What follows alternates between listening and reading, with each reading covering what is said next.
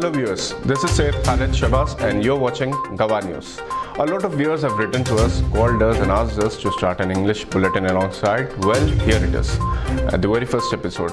And what better way to start than today's headline? The Indian Armed Forces have showered flower petals on the front line of doctors, nurses and paramedical staff who have been braving all odds, risking their lives to help and treat patients suffering from coronavirus. Now, the exercise is said to have cost about 50 crore rupees to the Government of India. No doubt, the doctors and nurses and other medical staff deserve more than that. But they also deserve a good number of PPE kits, ventilators for treating dying patients, and of course, N95 masks. Even as the people took to social media to appreciate this initiative, there are some who have taken this as an opportunity to target doctors on the basis of religion, Muslim doctors in particular. Now, let us remind them that the first doctors who lost their lives were Muslims, and they were 4 of them. And there are countless others who are silently doing their jobs, still risking their lives to save others. They don't see through the lens of religion.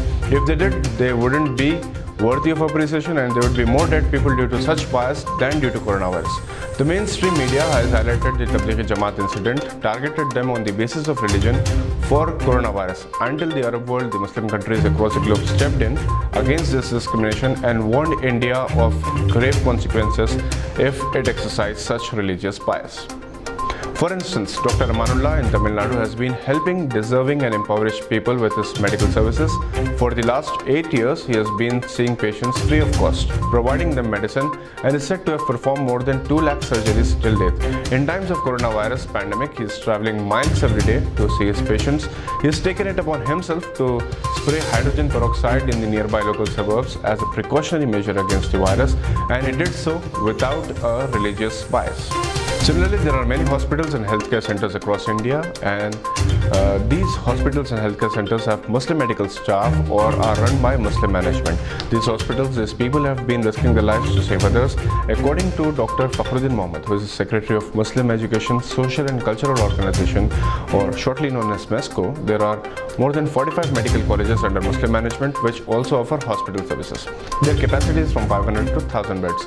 In fact, almost every city in India has a Muslim managed hospital, and these hospitals are doing all they can to help these people. Particularly in Hyderabad, there are 4 medical colleges with each having about 700 to 1000 beds capacity. The Shahjahan Institute of Medical Sciences, Dr. VRK Women's Medical College and Hospital, Deccan College of Medical Sciences and Hospital, Avesi Hospital and Research Center, Princess Asra Hospital, Princess Dureshawar Children's and General Hospital are all run by Muslim management. These hospitals, although managed by minorities, Muslims in particular, have been providing medical services to all. They don't differentiate. In fact, they have, upon the instruction of Telangana government, offered 100 to 200 beds for coronavirus patients, besides dedicating a part of the medical staff for treating patients in these testing times. In Hyderabad, small and big hospitals are more than 15 number who are helping coronavirus patients and offering free medical services for emergency cases. Besides Hyderabad, Kerala has more than 10 medical colleges which also have hospitals, with each having 500 to 1000 beds. The hospitals in Kerala are known to meet World Health Organization norms, particularly in the patient-to-bed ratio. 30% of these hospitals are run by Muslim management. In districts of North Kerala, the number of hospital beds are available to the saturation levels. In Uttar Pradesh, Maharashtra, Assam, Bihar, Kashmir, Kolkata, similar medical facilities are made available by Muslim managed hospitals. The management and staff have been tirelessly working. In Assam, Khidmat Foundation manages a 300-bed hospital that has been put forth for coronavirus treatment. In Kolkata, Islamia Hospital has 300 beds. In Bihar and Patna, High Medicare and Research Institute managed by Dr. Ahmed Ali is one of the best in its league. In Lucknow, Ehra Medical College and Hospital, Integral University, Harmain Hospital, and Maulana Abul Hassan Nadwi Memorial Hospital have been doing great service to the humanity, and not just Muslims. Similarly, there are good hospitals in Kanpur, Gorakhpur and Muzaffarnagar. In Saharanpur, Local Medical College, Super Speciality Hospital and Research Center. In Rampur, Mr. Azam Khan runs a medical college and hospital under Muhammad Ali Johari University. In Bombay, Saifi Hospital. In Pune, Azam Campus houses a big Unani College and Hospital. Dr. Parvez Inamdar runs Inamdar Hospital. Maulana Mustanvi manages a 500-bedded Indian Institute of Medical Sciences Hospital near Aurangabad. In Gujarat, Momin Bhai Patel's family runs a hospital. Jamaat-e-Islami manages Shifa Hospital. In Tamil Nadu, Mr. Qasim of Apollo Institute has been helping people during these times of emergency.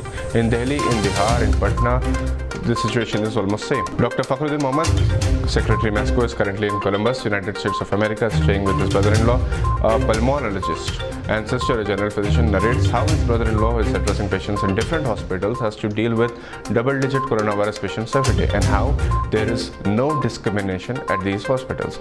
He said there are several Muslim doctors who are at the front line of coronavirus defense, and as medical management working around the clock, 7 shifts across Muslim as well as non-Muslim countries across the globe.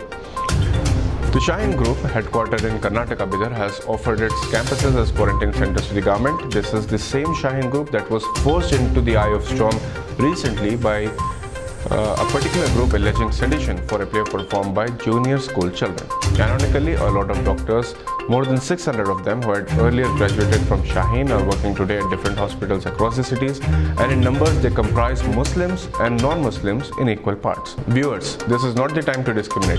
It was never the time to discriminate on the basis of religion. We have lived for centuries as one country, as one people, one diverse country whose pluralism and communal harmony were its greatest strength. Unfortunately, a section of the media has infected the minds of the majority of population with their poisonous stories about the Muslim community, spewing hatred by misrepresentation, distortion of facts. But as Indians, we must look above religious lines, above religious and communal divides, and brave these unprecedented testing and crucifying times as one nation, as one people. This is Syed Khalid Shabazz bidding you goodbye. Don't forget to subscribe and like. Stay indoors, stay safe. Thank you.